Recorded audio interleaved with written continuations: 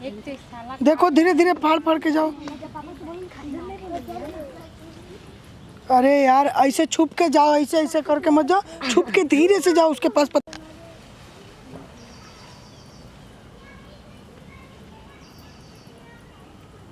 बैठ जाओ, हाँ बस वहीं बैठे रहो, बस 1 मिनट रुक जाओ, बैठे रहो, अभी मत खोलना, रुक जाओ, पकड़ ले रहना।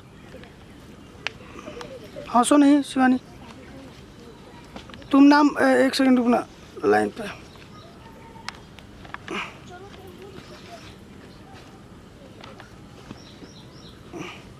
अब वीरेंद्र भाई नाम बताओ। अरे ऐसे ही नाम लो, हंस हंस के कि कौन है, ये है वो है। बताओ कौन है बताओ। शिवानी। चलो कट ये बात करते करते जाओ उधर देखो नहीं तो मैं तो कब से बोल बोल के मेरा मुंह का दही बना हो गया है।